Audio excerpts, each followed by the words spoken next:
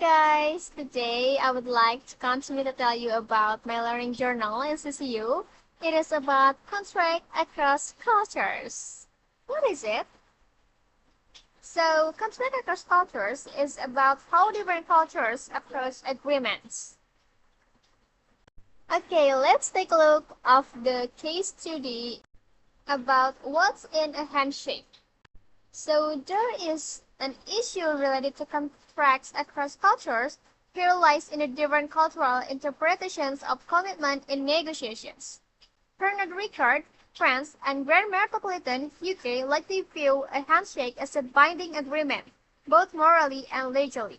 However, FYI wives, Ireland may see it as just an initial step in negotiations, not binding until formal contracts are signed.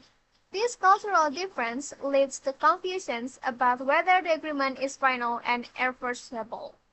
Okay, is there solutions? Of course.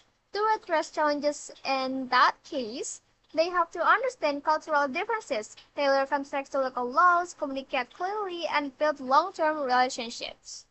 Okay, now let's move to explicit and implicit styles of agreements. These are basically two styles of agreements, explicit and implicit. Agreements in an explicit style are written, lengthy, and detailed. Agreements in an implicit style are verbal, brief, and lacking in detail. No agreement is purely explicit or implicit. Every agreement involves part of both the explicit and the implicit styles. The relationships involves parts of both the explicit and implicit styles.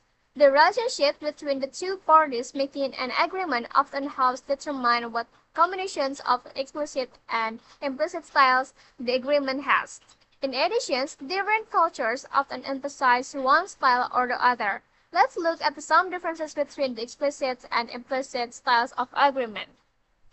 Okay, in honoring contracts, regardless of whether a contract is implicit or explicit, exactly what is involved in honoring a contract may depend on the country, as well as on the particular situations and parties involved in the contract. For example, contracts can be inflexible or very flexible. They can be fully binding or less than fully binding. Written and verbal agreements may differ in this respect. Here are some examples showing how contracts are generally honored in various countries.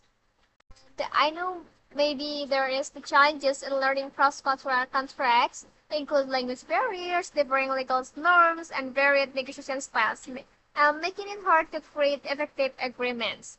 But I hope with my journal will be beneficial for everybody by improving global business, reducing risk, and changing negotiation skills, ensuring legal compliance, fostering better communications, and promoting smoother international collaborations. Understanding cultural differences leads to be more attractive, fair, and respectful agreements. I think that's all from me. Thank you so much for your attention.